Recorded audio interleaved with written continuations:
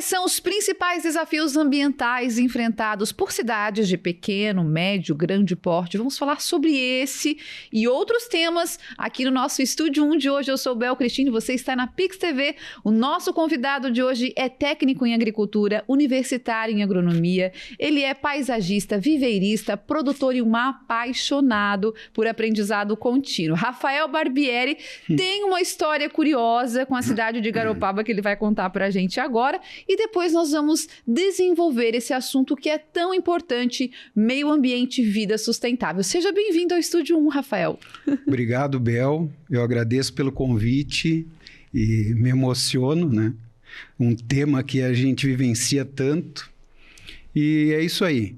A gente está aqui para tentar conscientizar, né? E sensibilizar as pessoas, né? Vamos falar sobre como você veio parar na nossa querida Garopaba, afinal de contas, né? Tem uma história aí. Tem uma história que a minha mãe estava com 7 meses de barriga e foi tomar um banho na Lagoa do Macacu, ali na costa do Macacu. E quando ela entrou na água e estava se banhando, apareceu um touro, né? E esse touro não deixava ela sair na água, né? Não deixava ela sair. E aí eu conto para todo mundo que eu quase nasci aqui em Garopaba por conta de um susto que a minha mãe levou lá. E realmente isso é verídico. E então isso foi no verão de 76 e em abril de 77 eu nasci. E de lá para cá toda a vida a gente veio veranear em Garopaba. Eu definitivamente, em 2018, 2019, eu vim residir em Garopaba, né? Eu sou natural de Dom Pedrito, da fronteira com o Uruguai. Muito longe, já estive em Dom Pedrito, Campanha, perto de Bagé. A Campanha Gaúcha.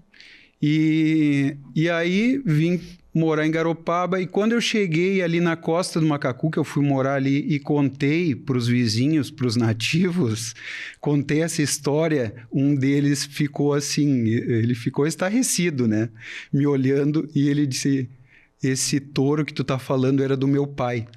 E ele fazia isso mesmo, e fazia com muitas pessoas. Gente... Tu pode ter considerado um nativo daqui. É verdade, porque afinal de contas hoje resides praticamente no mesmo lugar, né? No mesmo lugar. Que legal, que história maravilhosa. E que bom tê-lo aqui conosco hoje para falar sobre esse tema que é o meio ambiente, que é um assunto realmente que o Rafael domina muito. E a gente quer começar falando sobre arborização urbana, que é um tema, assim, com um interesse muito grande das pessoas. Muitas pessoas têm desinformação, não sabem exatamente como funciona a arborização urbana. Eu queria que a gente pudesse começar falando sobre isso. O que é exatamente, Rafael, a arborização urbana e por que ela é tão importante? A arborização urbana não é nada mais, nada menos do que... a gente tem que partir do seguinte princípio, né? As cidades foram tomando conta de áreas que eram arborizadas, né? Seja numa arborização mais de floresta, né? Uma floresta maior, de menor porte, ou de uma área de restinga, que é o caso aqui de Garopaba, na parte mais litorânea, mais próxima do mar, né? Ou seja, nós fomos tomando conta dos espaços e ali nós fomos suprimindo a natureza que tinha local, né? Isso é o primeiro ponto. O que acontece? A arborização urbana. Nós vivemos hoje, a nível planeta, inúmeras situações que a gente sabe. São enchentes, né? O aquecimento global. E a gente pode esmiuçar uma por uma, né? Inclusive, o ano passado, o deserto do Saara teve uma cheia, né? Teve uma enchente no deserto do Saara que há 30 anos ninguém nunca tinha visto algo parecido. A água toma conta de uma região completamente árida, né? Então, isso eu estou colocando porque é um sintoma do desequilíbrio. Sim, né? E os extremos também, né, Rafael? Muito frio, muito calor. Frio em regiões que nunca tiveram tanto hábito aí com lidar com o frio, né? São muitos desequilíbrios ambientais. Muitos. A própria enchente de maio, que até não vou entrar em detalhes, a não ser os 450 milímetros que choveram lá em poucos dias, né, em Porto Alegre, Foi algo assim. Depois se repetiu na Espanha, em outubro também do ano passado, que foram em torno de 440, né, milímetros. E aqui eu abro um parêntese e tento esclarecer o que é 1 milímetro, né? É 1 litro de água por metro quadrado.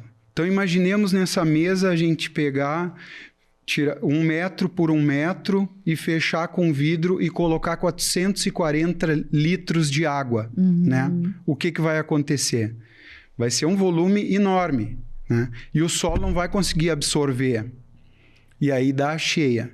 Agora, o porquê que dá essas coisas? Aí que a gente entra... Por que o solo não absorve, né? O que acontece? O que está acontecendo? Estão desmatando, ou estão fazendo isso, estão jogando plástico no oceano.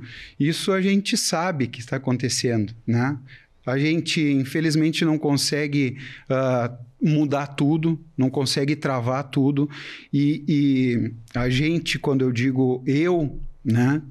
E algumas pessoas que eu convivo, a gente tem essa questão de o que a gente pode fazer, né, para mudar esse cenário, né? Um cenário que está cada vez mais caótico. Sim. Vamos arborizar. A gente resolveu, eu vou resolver plantar árvore.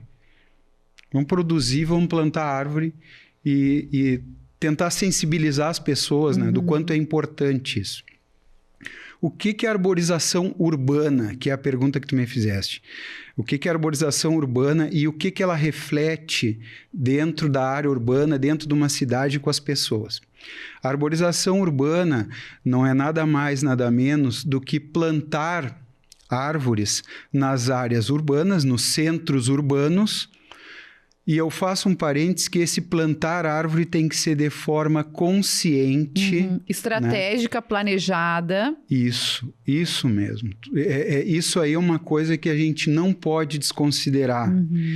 E também eu coloco entre aspas assim, ó, hoje a gente adota um pet, seja qual for, e nós temos uma responsabilidade, nós somos tutores, os pets têm chip, né? E a gente está ali super responsável por aquele animal, né? E da mesma forma, isso também já está acontecendo em alguns lugares do Brasil e do mundo, que as árvores estão sendo plantadas nas cidades com chip. Olha, né? Só! Com chip. Não que seja para responsabilizar a pessoa que plantou, mas para que tenhamos acompanhamento quando ela foi plantada, que espécie é... Uau, que interessante! O porte e todos esses fatores, né? Essa árvore, ela está com 25 anos, ela está com 35 anos, nós temos isso aí, nós estamos acompanhando a vida dela. Foi feita uma poda nessa árvore, porque ela está embaixo da fiação, que também a gente tem que colocar isso, e porque há muita questão e muitos paradigmas que são criados sobre, quando se fala em arborização urbana, com relação à fiação, né? A gente pode plantar árvores e fazer uma poda nessas árvores onde passem a fiação elétrica, internet, telefone, tudo mais, de uma forma harmônica e a árvore esteja ali cumprindo o seu papel dentro da cidade. Sem a necessidade daquela poda violenta, como acontece muito, né, Rafael? Acontece muito, a gente vê quase e às vezes, assim, daquele jeito, chega ali... Isso. Sem estudo nenhum, né? Sem conhecimento, né? Isso preocupa, porque quando a gente fala em arborização urbana, por que a gente fala em arborização urbana? Porque nós estamos falando em benefícios, tá? Benefícios para os seres humanos que estão vivendo na cidade, que estão na área urbana, né? Então, a gente pode falar em questões aqui de queda de temperatura, por exemplo, né? Ou redução de temperatura, não é queda, é redução de temperatura, né? Tem estudos, e tudo que eu falar hoje aqui, é tudo baseado em estudos, em pesquisa, né? Infelizmente ainda não são minhas, né? Mas são de estudiosos de muitos anos. E uma árvore, né? Isso os estudos dizem que regiões arborizadas, ela pode ter uma redução de 1,9 graus até 9 graus na temperatura. Nossa, bastante. Né? 9 graus na temperatura. Aí, em fevereiro agora desse ano, 2025, na cidade de Porto Alegre, o pessoal pegou e foi ver a temperatura no meio da rua, né? No meio da rua, no asfalto em Porto Alegre, e estava 54 graus, tá? A temperatura. E eles foram, no mesmo momento, para uma área arborizada, onde o piso é de grama, e ali estava 26 graus. Nossa, absurdamente diferente. Não vamos comparar aqui o asfalto com a grama, não vamos entrar nesse mérito, porque, é claro, né, as cidades são asfaltadas, têm que ser pavimentadas, né? Mas a nossa calçada pode ter uma árvore. Ela pode ter uma árvore. Aliás, é uma necessidade nossa de ter uma árvore. Para ela refrigerar esse ambiente, né? Aí a gente vem para uma questão prática e que eu tenho certeza que quando tu saíres daqui e amanhã tu andar na rua, se tiver um sol ou no verão, tu vai começar a prestar atenção e a gente sabe disso. Tá um sol escaldante e aí onde que estão as pessoas se tiver uma árvore? Aonde a gente estaciona o nosso carro e estaciona a nossa bicicleta. Tu encosta num poste ou tu põe embaixo da árvore. Tu põe o teu carro na sombra do poste, que não tem praticamente sombra, ou tu põe na sombra de uma árvore. Então, a gente racionalmente, a gente busca esse benefício, né? E aí, do outro lado, a gente não considera esse benefício. Exatamente. A gente usufrui, a gente quer desfrutar, mas não dá devida importância para manter aquela situação, aquele ambiente ali, né? Isso, inclusive tem questões, Curitiba, por exemplo, tem áreas de estacionamento, onde tiver 100 metros quadrados de estacionamento descoberto, né? A cada 4 vagas, obrigatoriamente vai ter uma vaga, tá? Onde seria a 5ª vaga, vão ser plantadas árvores. Uau! Tá? Não necessariamente precisa ser uma, né? Tu pode fazer uma mini floresta ali, né? Com o intuito de arborizar realmente arborizar em benefício de todo mundo, né? De toda a população. Sim, né? sim. E a gente também percebe, né, Rafael, que em muitos lugares é muito cultural também a questão da arborização urbana. A gente sabe que é uma necessidade do ambiente ali em si, mas, por exemplo, o Rio Grande do Sul, eu vejo como sendo um estado em que algumas cidades têm muitas praças. O pessoal preza por ter sempre ali muitas praças. Às vezes, no mesmo bairro, várias praças em lugares diferentes. Cidades maiores, né? Cidades de São Paulo, interior de São Paulo, também dentro de um bairro, 3, 4 praças, regiões muito arborizadas. Também tem um pouco da cultura do lugar ali, né? Tem essa questão cultural e quando tu fala em cidades maiores, eu linko com a seguinte situação. Essas árvores que a gente vê em cidades maiores, né? Não 100% dessas árvores, é claro, mas isso foram plantadas pelos nossos avós, né? E essa questão cultural é porque nós que já não somos tão jovens, mas somos um pouco mais modernos, Sim. Em sua maioria nós não consideramos isso, né? E aí ficou uma lacuna, né? Ficou uma lacuna. A gente vai em cidades por aí, tem umas praças maravilhosas, com umas árvores centenárias, porque alguém há 100 anos foi lá e plantou essas árvores. Sim. Né? E nós estamos plantando hoje, será que se a gente pegar e fizer um estudo de 100, 50, sei lá, Quanto que foi plantado nos últimos anos? Verdade. Também não vou considerar o que foi cortado dentro dessas mesmas praças por qualquer critério. Não vou considerar isso. Mas estou considerando só o plantio, Sim. que é o que a gente está falando. A questão da conscientização em mesmo, arborizar. né? É isso que a gente está buscando, né? E quando a gente fala isso, não é uma paixão pelas árvores, por frutas nativas, pelos pássaros. Não é isso. Isso faz parte. Mas é uma questão de consciência, de sensibilidade e de bem-estar nosso com o ser humano. Sim. Tu é mãe, eu sei que tu é mãe, eu também sou pai. E o que a gente busca? A gente busca o melhor para os filhos. Deixar um ambiente, né, para que eles vivam de forma saudável, né? Saudável. Quanto mais saudável, melhor. E aí a gente já vai nesse universo das árvores, da natureza, a gente chega aos estudos que o que acontece? Uma árvore, ela purifica o ar. Né? Além dela purificar o ar, que ele está cheio de monóxidos, dióxidos e de um monte de poluentes, tá? Ela limpa e ela nos libera algo que faz bem para o estresse, que combate inúmeros problemas respiratórios, né? Ela equilibra nossa questão cardíaca. Sim. Então, é um universo. Então, o benefício da arborização urbana, ele vai além de uma sombra, né? A sombra é maravilhosa.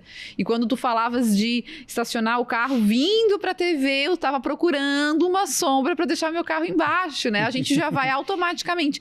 Vai além. É questão de saúde, realmente, né? É questão de a gente ter um ar mais puro, é questão de a gente ter uma redução na temperatura do lugar onde a gente mora. São muitos benefícios, né, Rafael? É impressionante. E aí, a gente falou um pouco sobre plantas já, tu introduziste um pouco sobre plantas, queria poder falar um pouco sobre plantas nativas e a sua importância também dentro desse ecossistema local e já entrar com uma planta que na introdução aqui, antes de começarmos a gravação, a gente já estava conversando sobre uma planta subestimada muitas vezes, que é o butiá. E aí a gente vai falar um pouco sobre o butiá. O Rafael também tem muita propriedade para falar sobre o assunto. Ele faz parte de um projeto chamado Costa Butiá. Ele vai desenvolver para a gente aqui, falar um pouco sobre esse projeto. E nós vamos falar sobre a importância também histórico-cultural do butiá na região, né? Queria que pudesse falar para a gente sobre o Costa Butiá primeiro. Bom, vamos falar então do butiá ou tu quer que eu fale das nativas? Vamos falar sobre o butiá primeiro, porque eu acredito que seja essa planta subestimada. Sim. Que a gente sabe que possui aqui, não sabe que está em risco de extinção, está em pré-extinção, então isso é uma coisa muito importante para a gente falar, sim, né? E o Costa Butiá, qual é o foco do projeto que tu fazes parte, né? Sim. O projeto Costa Butiá é um projeto onde ele partiu da empresa HPAN, que ela trabalha no Porto de Imbituba, né? E eles entraram em contato comigo, que tinha um projeto, e a gente foi se entrelaçando ali, trocando ideias. E qual é o grande intuito do Costa Butiá? É retomar o butiá catarinensis. Aqui a gente está falando no butiá catarinensis, que ele é de uma área restrita, né? Ele é originário ou endêmico aqui de um pouco acima de Balneário Camboriú até abaixo de Torres, no Rio Grande do Sul, né? Da faixa da montanha, aqui da Mata Atlântica, à beira da praia. Então, ele é bem restrito nessa faixa de areia, tá? O Costa Butiá começou a retomar em todos os lados do butiá catarinense, né? Porque, historicamente, o butiá catarinense, ele fez parte e está fazendo novamente da cultura, da economia Não é da cultura, da cultura também e da economia local. Foi fonte de renda. Se a gente buscar a história, no interior de Laguna, de Imbituba e alguns lugares de Garopaba tinham, eu vou falar aqui uma palavra e serve para a época, fábricas de colchões. Tá? Eram fábricas, eram famílias que pegavam, coletavam as palhas do butiá, a folha do butiá, secavam e ali eles faziam colchões, né? Cheios de palha do butiá e comercializavam. Aquilo eram indústrias, Sim. né? E na época muita gente sobrevivia daquilo, né? Assim como a trança do butiá, o chapéu da palha do butiá, e inúmeras coisas. E o projeto Costa Butiá, ele vai nessa linha também, de retomar. Pegaram senhoras aqui de Garopaba, duas, né? Começaram com duas que tinham experiência e não trabalhavam mais com isso, mas elas sabiam fazer. E aí foram e foi. Hoje o projeto tem inúmeros artesãos e artesãs, né? Que fazem bolsas de palha de butiá, fazem sandálias, fazem luminárias, fazem chaveiros, é uma imensidão já de então, coisa. Né? Esse resgate mesmo, assim, né, da importância do butiá de um modo geral. Do butiá catarinense. E aonde que entra o Rafael e o Viveiro Costa do Macacu? A gente entra na parte de guardar, resguardar, cuidar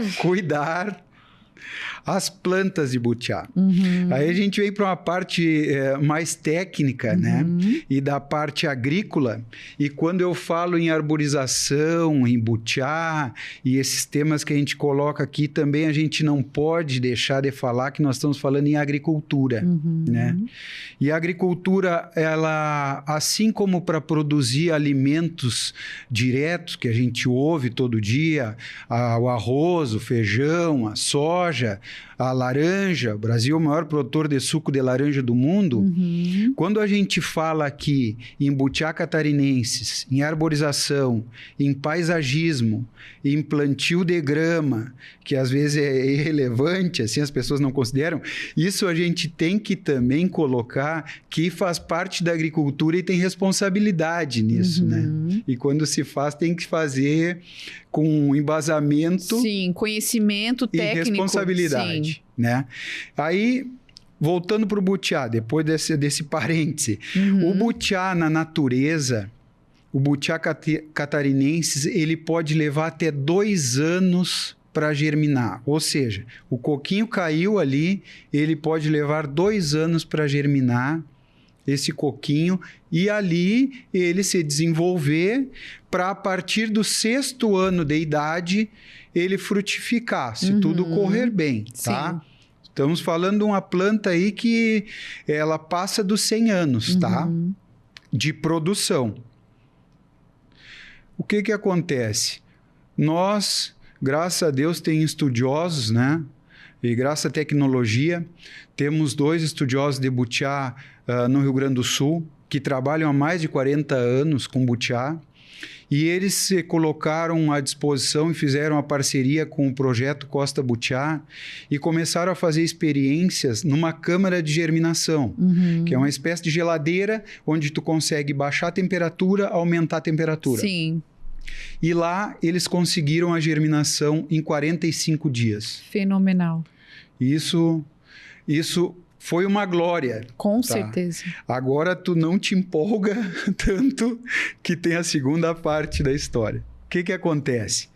Eles germinam lá, mandam as plântulas, com aproximadamente 10, 15 centímetros, uma folhinha só.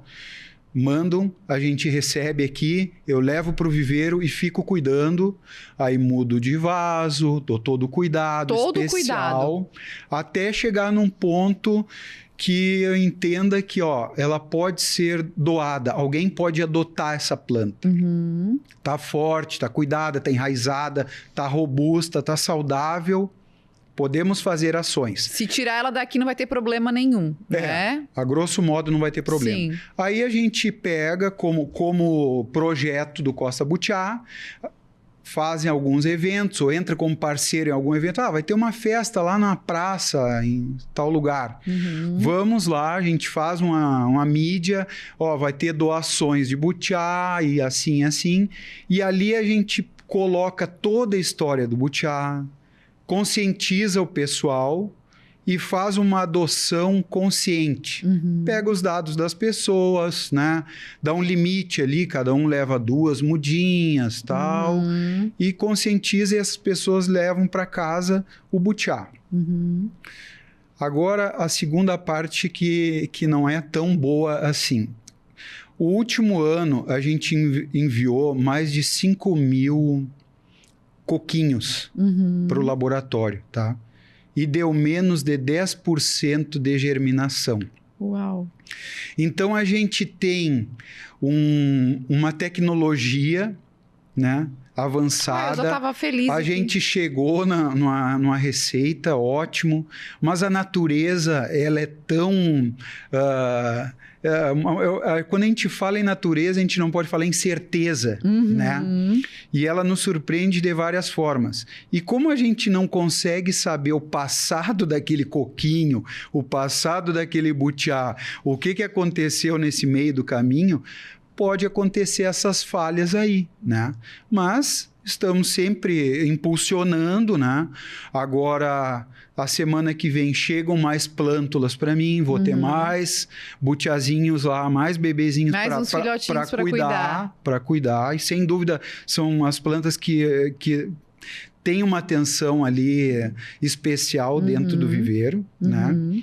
E é isso aí, né? O butiá é uma planta maravilhosa, ela tem 1000 benefícios. E aqui eu vou colocar aqui, ó. Essa imagem é surreal, ela faz a gente salivar muito.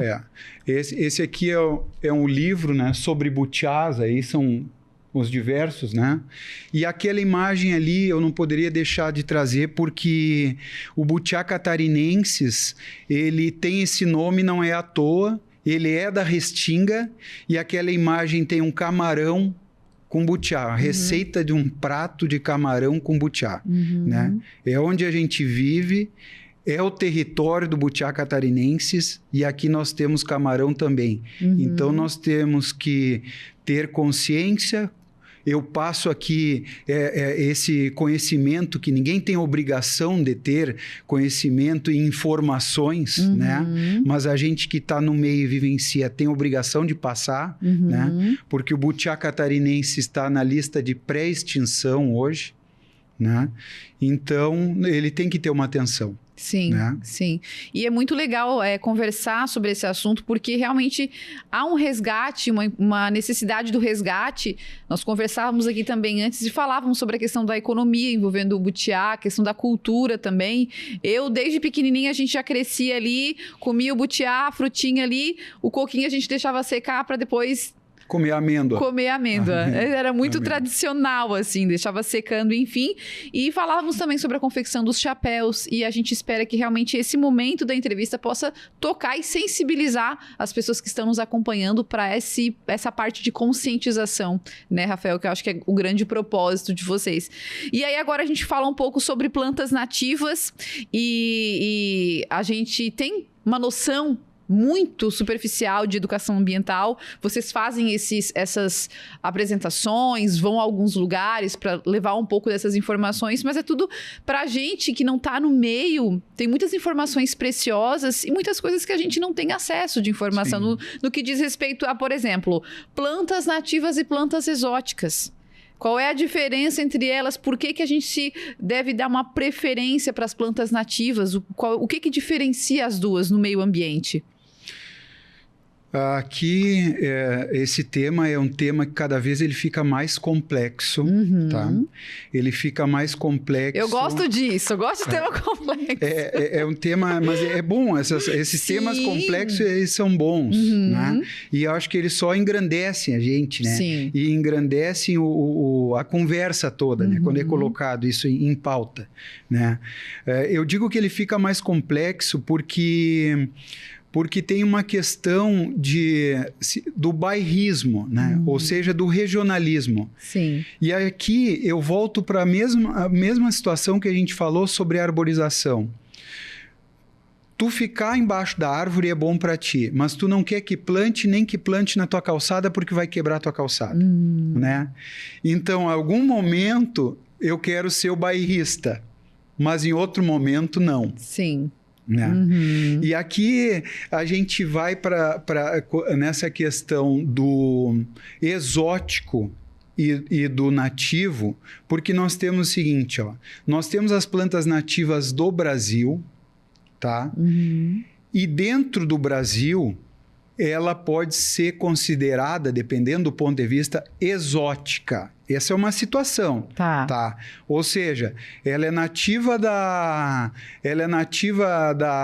Amazônia, tá?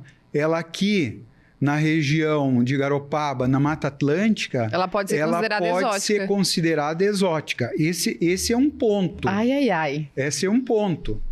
E aí, o que a gente tem que buscar mais conhecimento? Eu digo a gente de forma geral, porque daqui a pouco eu peguei, ganhei uma muda, veio lá o meu primo lá do Pará e trouxe, né? Eu vou plantar aqui. Será que realmente aqui ela vai ser benéfica para o meio todo? Ou ela pode causar algum desequilíbrio no nosso meio, no nosso bairro, no nosso local? Ou seja, não é só chegar e plantar. Uma planta que vem de um outro estado, que vem de um outro lugar. E a gente não tem consciência sobre isso. Muita gente... Estou aprendendo. E inclusive, isso aqui, ontem eu coloquei uma questão e a gente está conversando sobre o butiá, que eu, Rafael Viveiro Costa do Macacu, particularmente, tá? O butiá que sair do viveiro, ele não vai para outro estado, tá? Ele não vai para outro estado. Eu vou ser extremamente bairrista. Eu recebo telefonemas de pessoas querendo, sabem, e às vezes eu sou meio grosseiro ou me faço assim, porque não, é uma coisa tão séria, que tem que ser considerado isso. Porque eu poderia pegar e dizer, leva lá para, sei lá, para o Mato Grosso, para qualquer lugar. E pode causar um problema lá. Sim. Pode causar um problema. E eu trago um exemplo de uma situação dessas que eu já falei em alguns momentos. Em 1950, uns produtores rurais do Rio Grande do Sul, eles importaram sementes, tá? de forrageiras para fazer pasto para o gado.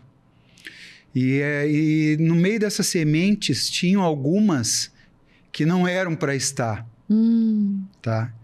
E esse é o famoso capim anone. Esse capim é uma planta que ela já está por todo o Brasil. Ela é de origem africana, chegou no Brasil, um país maravilhoso, com chuva, com sol. Ela tem uma fibra impressionante, que dá para fazer até corda da fibra dela, né? Só que ela causou um estresse, causa um estresse até hoje. Nós estamos falando em 1950, nós estamos em 2025, né?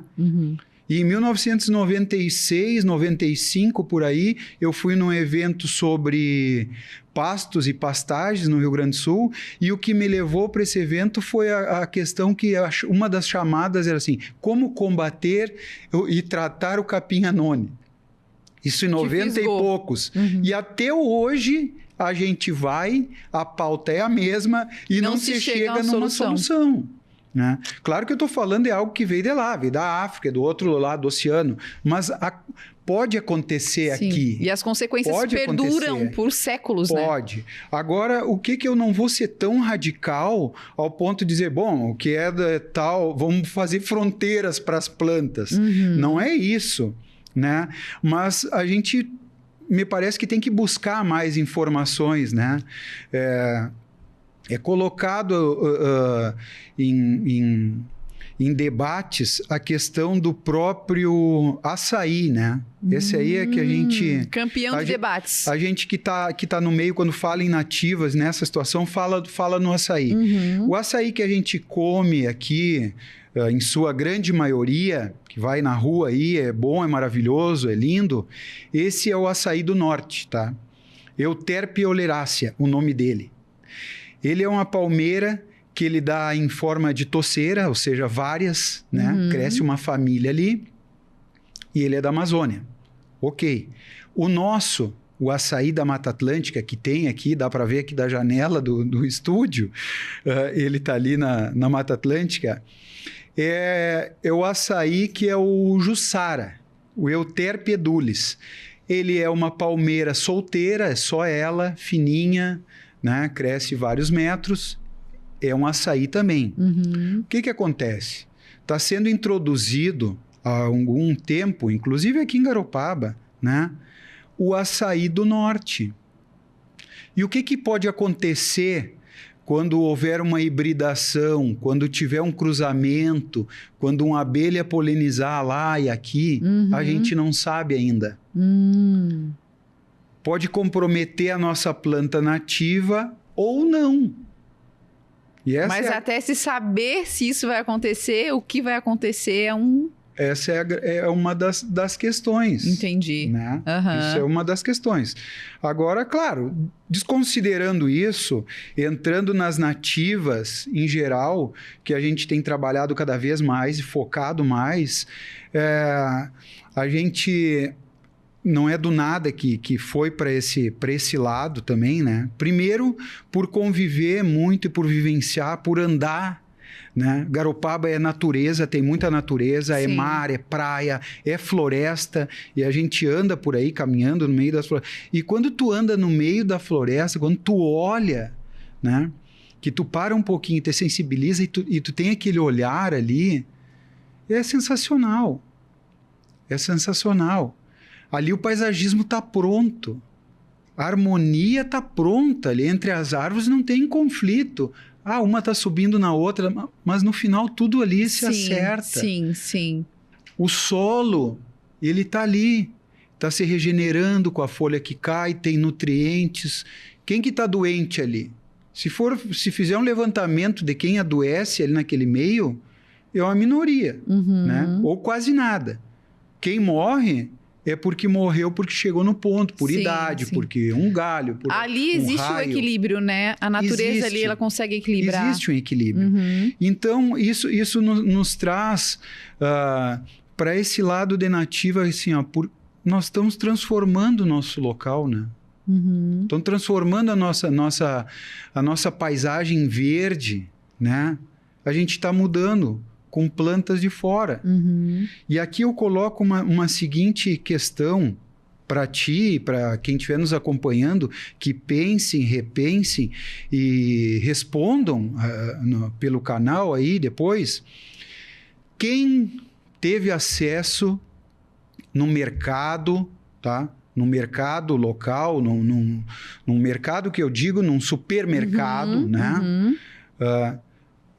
Teve acesso a comprar um potinho lá de 100 gramas, 50 gramas de pitanga, de grumichama, de guabiroba, de guabiju e de algumas outras nativas, né? Frutas nativas. Agora eu toco no lado das frutas nativas, né? Nós estamos no meio... A Mata Atlântica é uma das maiores biodiversidades do planeta todo. Nós temos inúmeras frutíferas aqui e a gente não consome isso. A gente não tem conhecimento, né? E a gente também não tem conhecimento do quanto bem elas fazem para a nossa saúde, né? E aqui eu me coloco, como técnico da área, eu me coloco na obrigação de expor para vocês, né? Expor para todo mundo. Sim. E que todo mundo fique curioso, né?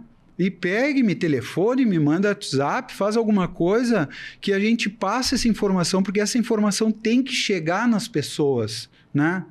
E a gente vai para o outro lado do que é produzido, as frutas produzidas no Brasil, e aí a gente fica chocado quando pega e faz esse levantamento, né? Que ali nós temos 2 ou 3 que são nossas brasileiras, o resto são tudo planta de fora.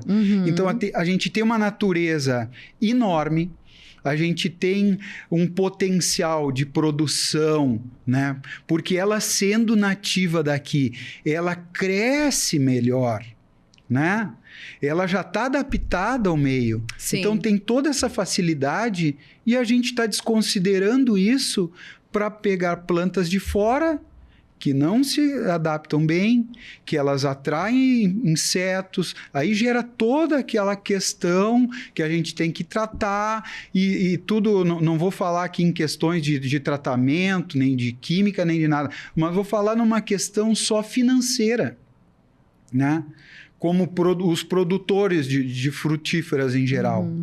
E aí eu acho que a gente entra também na questão cultural, que o Brasil ele tende muito a valorizar o que vem de fora, né? Em todos os outros aspectos, né? E a gente vai falar mais sobre isso no segundo bloco, aqui no Estúdio 1. Vamos continuar falando sobre esse assunto denso, profundo, de extrema conscientização, com o Rafael Barbieri, que está aqui conosco. Encerramos o primeiro bloco, mas daqui a pouco a gente volta com mais informações e muito conteúdo para vocês. Estamos de volta, segundo bloco do Estúdio 1 aqui na Pix TV para você. Hoje eu converso com um técnico em agricultura, universitário em agronomia, paisagista, viveirista, produtor Rafael Barbieri. Seguimos falando sobre plantas nativas e sobre a importância de cuidar, preservar e mantê-las como prioridade no nosso ecossistema. Aí a gente sempre dá uma conversada por aqui antes de começar o programa para vocês e eu fico sabendo de coisas, gente, de curiosidades que são bem interessantes. Eu queria que o Rafael pudesse falar sobre a questão dos bichinhos, dos insetos que as plantas vindas de fora, oriundas de outros países, enfim, desse impacto que pode causar no ecossistema local. Esse é um tema, mais um tema, né? Complexo, relevante, muito relevante, né? E quando a gente fala em nativas, a gente, não vou dizer que desconsidera, né? Porque isso, é claro, não posso desconsiderar 100%, mas quando a gente fala em nativas, a gente tem uma certa tranquilidade, né? Embora a gente saiba que os insetos são a maioria no planeta, né? Nós aqui somos a minoria, só que essa questão de trazer exóticas, né? Trazer exóticas de outros lugares, elas às vezes carregam também ou atraem, né, alguns bichinhos, vamos dizer assim. E isso causa um transtorno muito grande, né?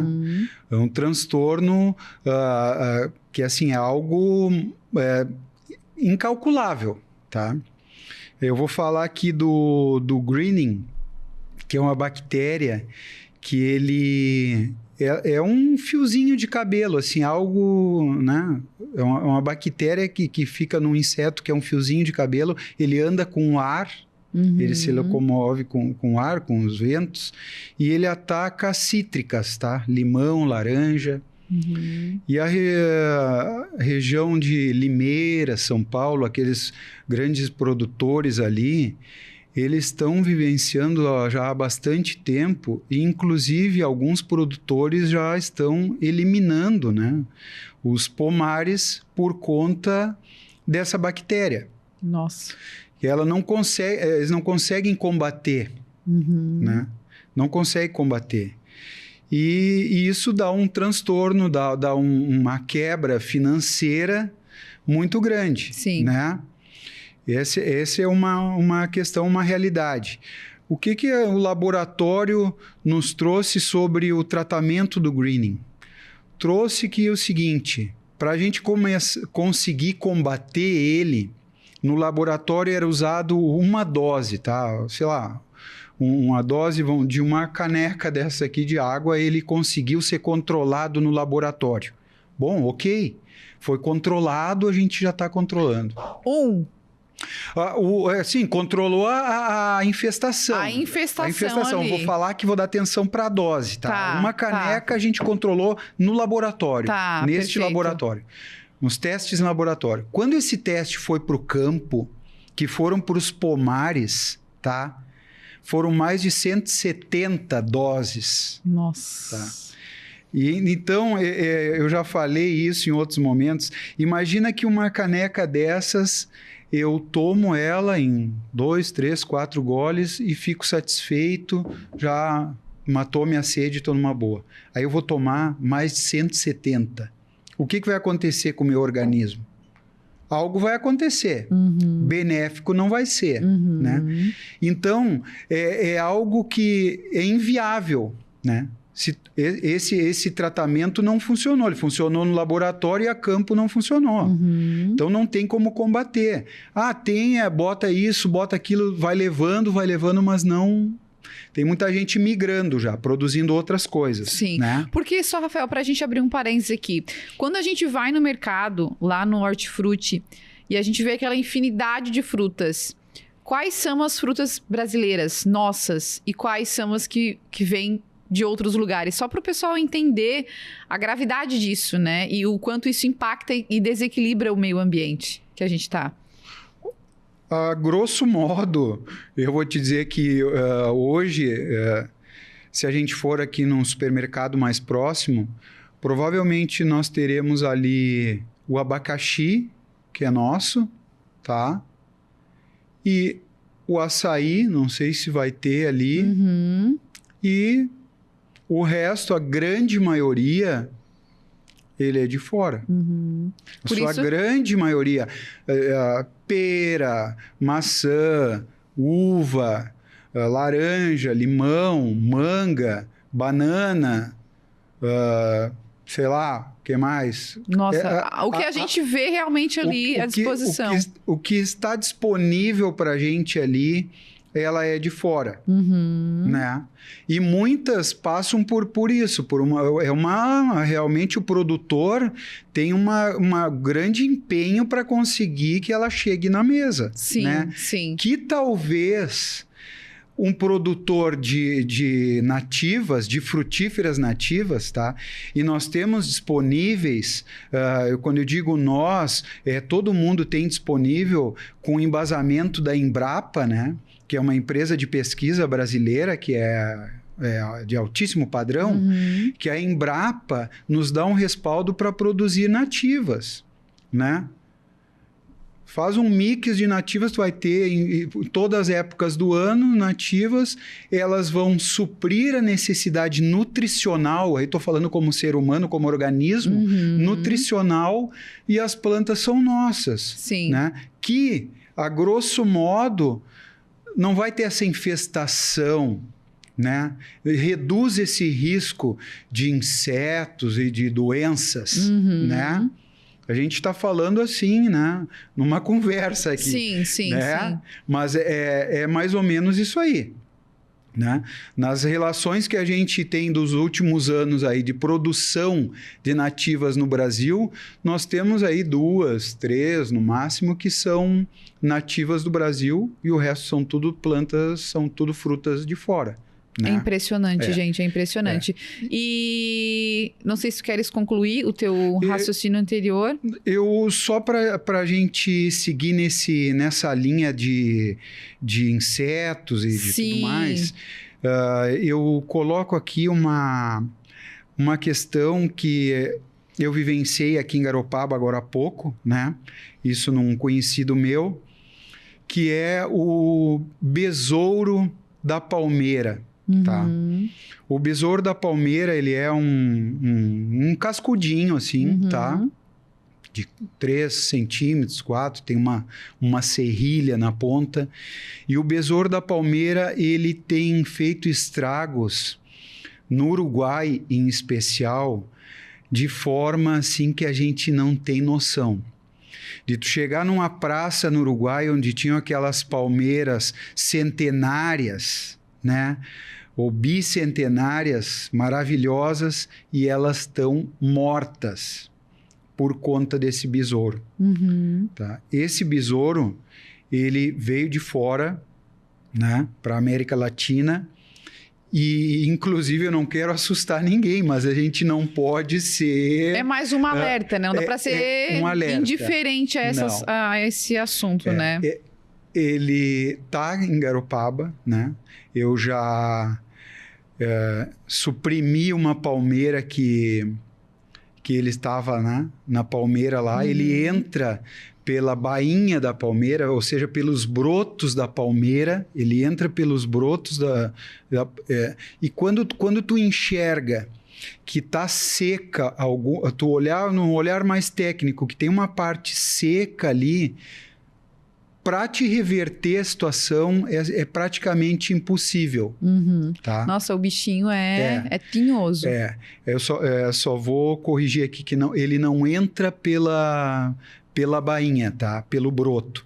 Mas ele acaba com o broto. Ele entra pela própria estipe, que é o caule da palmeira, e ali põe um monte de ovinhos, de filhotes, e eles vão comendo ela de dentro para fora. Nossa. E em especial na brotação. Então ele acaba com o que tem de mais novo e vão ficando as folhas... E que tu não consegues enxergar. Quando tu enxergar já tá que aquela brotação lá tá seca, tá comprometida, é assim, ó, muito difícil, tá? Muito difícil. E aí acabou, tem que eliminar essa planta, tem que fazer um buraco profundo de 2 metros e enterrar tudo lá, ou pegar e quando tu tirar ela, botar fogo, para acabar com quem tiver ali dentro.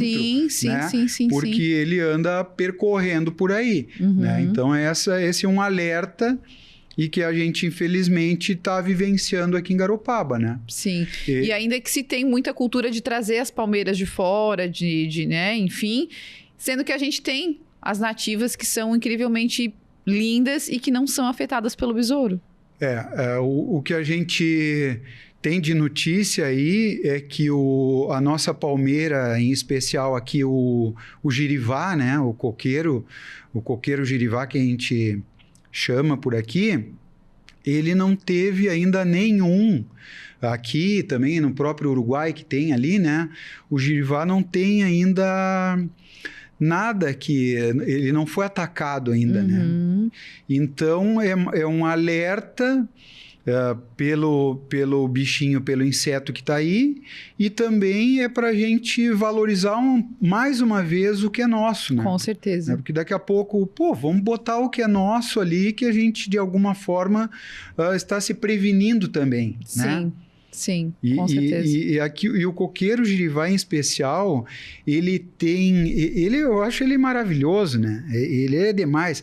As folhas são enormes, ele fica na beira da praia, aguentando o vento de tudo que é lado, e não é à toa que ele é flexível daquele jeito, né? É porque ele é daqui, ele foi feito para cá. Sim. Aí a gente compara com outras palmeiras que vêm de fora, elas são as folhas rígidas, ela fica na resistência do vento. Sim. Enquanto o nosso coqueiro, ele vai surfando aquele vento ali, sim, né? A natureza realmente personaliza as suas criações. Eu acho isso impressionante também. Não sei se tem mais alguma coisa que tu queiras falar sobre plantas nativas, afinal de contas também é um assunto muito importante. A gente debateu bastante, falou no primeiro... Não debateu, eu mais aprendi. Eu tô aqui mais como uma aluna do Rafael que entende muito sobre o assunto. Eu tenho certeza que você que tá aí do outro lado da tela, que está nos acompanhando, também tá aprendendo muita coisa. E se tiver mais alguma informação relevante sobre esse assunto, pode ficar à vontade. E aí depois a gente vai falar agora, né, sobre o ecossistema ou sobre o meio ambiente de um modo geral e os seus impactos e os seus desafios também. O que é sobre as nativas, isso aí é o que a gente está todo dia, né, trabalhando, estudando e defende essa bandeira aí. Né? Também não sou contra as outras, né? Tem clientes que a gente atende que preferem exóticas, a gente tenta conscientizar e colocar, né, que a gente tem planta nativa para todos os ambientes que nós vivenciamos, que nós vivemos aqui. Nós temos nativas que suprem a necessidade conforme as exóticas. Eu quero uma flor assim, assim, assim. Eu quero a palmeira, eu quero... A gente tem na natureza, né? Então, é isso que eu coloco, que a gente não pode passar uma régua e achar que é só A, B ou C, né? A gente consultem, né? Consultem os técnicos, o parente, o vizinho, né? Consulte o técnico da área, o botânico, o agrônomo, o técnico em agricultura, o biólogo, e pergunta para ele: Sim. Tem algo daqui para a gente pôr? O que tu me diz? Que aí a gente, de repente, vai esclarecendo e vai tomando essa consciência, né? E esse conhecimento que tem, né? Inclusive, dentro de todas essas, nós temos muitas medicinais também. Então, tu pode ter uma flor na tua casa, tu pode ter uma planta que tu vai pegar uma folha e vai botar num chá. Tem 2 exemplos aí, né? Que são... eu tenho aqui a erva baleeira, né? Que ela é conhecida da gente aqui no litoral, e não é à toa que o nome é erva baleeira, porque os caçadores de baleia, naquela luta, né, numa canoa pequena, se batiam, se acontecia isso e aquilo, eles pegavam as folhas ali na beira da praia, botavam na boca, mascavam e colocavam nos seus ferimentos, e aquilo ali, em um dia, 2, eles já estavam curados, né? Anti-inflamatórios, cicatrizantes e tudo mais. Sim. Né? E é uma planta que eu posso introduzir no paisagismo, né? Eu posso ter em casa para embelezar. Sim. Né? E também vai te trazer um benefício para a saúde ali, né? Um benefício. Perfeito. Eu gostaria que a gente pudesse, nessa reta final de Estúdio 1, falar, eu vou te fazer uma pergunta aqui mais generalizada, sobre se tu acreditas que as pessoas elas estão mais conscientes com as preocupações ambientais nos últimos tempos, porque a gente sempre teve acesso à educação ambiental, né? Desde sempre. Eu mesma, desde que a gente estudava, a gente tinha esse acesso à educação ambiental. Mas tu achas que as pessoas elas estão talvez um pouco amedrontadas com tantos desastres naturais e elas estão olhando com um olhar mais sensível para a questão do meio ambiente, do planeta Terra? No meu ponto de vista, as pessoas estão mais conscientes, sim. Respondendo a tua pergunta de forma bem assim, né, curta, eles estão mais conscientes, né? Um dos fatores que eu vejo que despertou essa consciência, também não vou entrar aqui no mérito de educação, porque a educação ambiental e os professores, na sua dedicação diária na sala de aula, há muitos anos, vêm passando isso para os alunos, né? Mas, independente dessa questão aí, o Covid, ele foi um divisor de área, de águas, tá? O Covid despertou coisas nas pessoas com relação ao meio ambiente, e foi o momento que as floriculturas, que os viveiros, que o paisagismo e que esse meio que a gente vivencia, foi o momento em 30 anos ou mais que nunca tinham vivenciado. Então, realmente, o pessoal sentiu aquilo lá e se deu conta que tu dentro de um apartamento trancado, ou que tu na tua casa com um pátio pequeno e tu não tem uma alface aqui, eu não tenho uma flor nenhuma, o pessoal começou meio que se movimentar nisso, se movimentar e abrir essa, né, se sensibilizar para isso aí. Sim. Se sensibilizar. Me parece que ali foi um ponto-chave. E aí, claro, foi avançando. Sim. E as pessoas foram buscando informação também. Uhum. Mas como é que tem como eu pôr uma planta lá no meu apartamento? Tem. Como é que é? Tu tem uma sacada? Tem.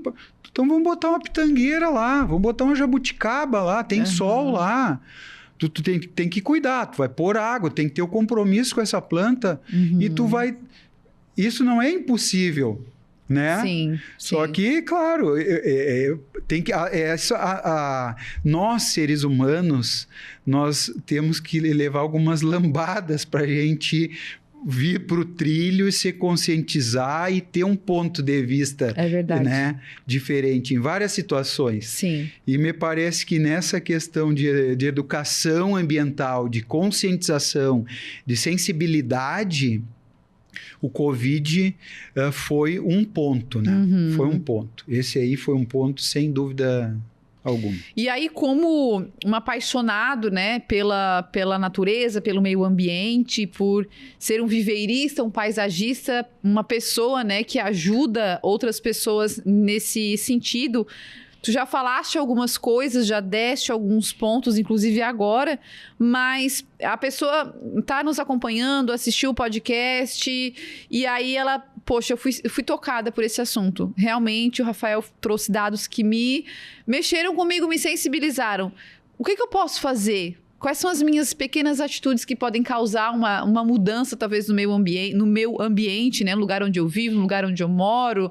Começa pela minha família, depois vem para o meu condomínio, enfim, para o meu bairro. Os pequenos passos que, quem sabe, eu posso adotar e posso praticar, que podem mudar ali o lugar onde eu estou morando. Sim. Ótima essa pergunta, muito, muito boa. Gostei desse tema. Tu que gosta de temas polêmicos, eu gostei disso porque me parece que a resposta que eu vou dar aqui pode polemizar também, né? A primeira coisa é cada pessoa ter, e nós vamos retomar isso, a gente já falou, né? Eu estou retomando, é ter a consciência e a responsabilidade que tu vai ter uma planta na tua casa, tá? Eu quero ter uma planta, eu quero ter duas, eu quero ter um canteiro, né? Tu tem que ser responsável, né? Responsável porque aquilo ali é uma vida que está ali. E quando ela passou pela mão do viveirista, e aqui eu falo do outro lado, né? Por exemplo, a gente falou do butiá, eles estão há 3, 4 anos lá. Tem plantas, às vezes, aqui eu vou botar entre aspas, as seguintes situações. Pô, mas tá caro essa tua planta, hein? Pô, tá muito cara. E eu, tá bom, quantos anos o senhor acha que tem essa planta aqui? Quantos anos? Eu não sei. Eu tô te falando aqui, vamos falar de planta qualquer uma, tá? Sim. Essa planta aqui tem 3 anos de vida, tá? O senhor sabe quanto tempo a gente dedicou para cuidar? Quantas vezes ela foi trocada de pote, de um vasinho pequeno, de um saquinho pequeno, para um outro. Mudada de lugar, tudo. Para pegar mais sol, sabe? E aqui eu tô saindo um pouco da tua pergunta, mas para a questão... Tu tá trazendo o olhar... Para a questão de conscientização do pessoal... que realmente aquilo ali é uma vida e que a gente tem que dar uma atenção e tem que ser responsável. E dentro de qualquer coisa que tu fizeres dentro de casa, do ambiente da tua casa, o pátio, do jardim, a parte de paisagismo, de arborização, é a parte que sai mais em conta. O teu custo menor é esse, tá? E esse... é o que vai ser mais prazeroso, vai ter benefícios para a tua saúde, o teu filho vai andar pela grama, teu bebezinho vai engatinhar por lá, tu está embaixo, a família embaixo de uma árvore, na sombra, numa rede, sentado com a toalha, fazendo um piquenique. Isso vai equilibrar todo mundo, ninguém vai estar raivoso ali, ninguém vai estar brabo, todo mundo vai estar numa boa. Verdade. Né? Então, essas coisas têm que ser levadas em consideração. Agora, voltando para a pergunta lá, o que eu vou te dizer? A gente tem 1000 formas de fazer, né? Tem 1000 formas. Às vezes o pessoal liga assim, tem como tu passar aqui? Eu queria produzir alguma coisa, uma hortinha. Tem como fazer. Né? A gente chega e ninguém vai iludir as pessoas, né? Mas tem. Como eu dei esse exemplo da sacada, isso aí, cara, isso é maravilhoso e funciona. Sim. Botar uma planta na sacada. Sim. Eu falo, Rafael, até te interrompendo, como a filha de uma mulher que, assim, a gente vive praticamente no verde lá em casa. Por mais que seja às margens da SC, mas a minha mãe sempre prezou muito por ter muito verde ao redor de casa. Então, a gente tem muito. Minha mãe tem a hortinha dela, ela produz ali a alface dela, cebolinha verde, né? Maracujá, cerola, bergamota, que tá caindo de monte. A gente tá dando bergamota de presente para todo mundo. E o quanto isso impacta de uma forma positiva a vida do meu filho. Meu filho tem 1 ano e 6 meses. Imagina. E aquela árvore lá é incrível, assim. E aquela grama e a vida que aquilo traz. E a forma como eu sinto prazer de ver ele nesse convívio com a natureza, ele pegando uma pazinha, jogando areia no vasinho. É impressionante, é incrível, incrível. Isso é o que a gente fala, né? São estudos, e esses estudos partiram de quê? Das reações humanas, né? Que a gente está falando aqui em cima de reações humanas ou reações do meio ambiente, né? Do meio. Está mais do que provado que esse meio verde faz bem. Sim. Né? Sim. Tem questões, às vezes, procuram a gente para fazer uma hortinha. Aí vamos fazer uma horta. Vai lá, ver o lugar de sol, tudo mais. Uma horta numa bancada, como se fosse uma mesa. Não, eu quero no solo. Então 4 metros quadrados, mais ou menos que nem essa mesa aqui. Nós fizemos uma horta com mais de 80 mudas. Uau! Esse cara tá louco, ele tá mentindo aqui. Né? Se isso aqui tá mentindo, não vai funcionar nada. Era um casal e 2 crianças, 2 meninas. A reação deles, e eles ficaram... a esposa, era a responsável, assim, que cuidava, que colhia. Cara, toda a família se envolveu... Toda a família, e aquilo ficou por muito tempo lá. Sim. Se repõe algumas, é claro, na hora do projeto, pontos estratégicos, algumas que vão ficar lá perenes, né? E esse tipo de coisa. Agora, a reação da família... é sensacional, de tu pegar, produzir, comer ali, pega ali e come. O desfrute do orgânico real ali, né? Pega ali, isso aí não tem preço, né? Isso não tem preço, é um bem-estar para todo mundo. Né? E aqui a gente vive numa cidade do interior, onde tem muita área, né? Tem muita área, né? Que pode ser feito esse tipo de coisa aí. A gente está finalizando um projeto para impulsionar uma pequena horta de bairro, assim, né? De bairro. O dono do terreno nem sabe, né? Ele não sabe. Ele vai saber depois que estiver pronto. Ele vai saber porque vai ser bem tranquilo, não é nada fora da realidade, mas é para integrar o pessoal. Que legal. Né? Para integrar. E falando como viveiro aqui, como viveiro Costa do Macacu, um dos anseios que eu tenho, 2, eu já falei isso em outros momentos também, é montar ou uma horta, ou algum momento de plantio, de acompanhamento para idosos, para a terceira idade, para aquela pessoa que está aposentada e que quer passar lá. Está ociosa às vezes, vai ali e brinca ali, fica com a mão na terra, faz alguma coisa, que eu tenho certeza que isso aí vai ser um benefício para todo mundo, para ele, para a família, não vai mais no posto de saúde, vai ser uma, né? E para crianças também, a gente tá nessa vibe aí de receber o pessoal, vai chegar o momento e aí todo mundo vai ser avisado. Né? Que legal. Rafael, eu quero muito, muito te agradecer pela tua vinda. Foi uma conversa muito legal, muito edificante, com assuntos muito relevantes. Eu sei que a gente poderia ficar algumas outras horas conversando, porque são muitas informações realmente de peso para quem está acompanhando a gente. E já deixo um convite aberto para uma próxima oportunidade. Será um prazer te receber novamente. E de coração, muito, muito obrigada. Eu aprendi muito e desejo que esses projetos todos deem certo e a gente em breve aí com o Pix TV fazer uma cobertura da inauguração das hortas, por que não, né? É verdade, vai ser ótimo. Vai acontecer, eles vão acontecer, é uma questão de tempo, né? Eles vão acontecer e vocês vão ser comunicados, todo mundo. Eu agradeço, tá? E o Viveiro Costa Macacu está sempre à disposição. Muito obrigada. Gente, um beijo para vocês. Até o próximo Estúdio 1. Tchau, tchau.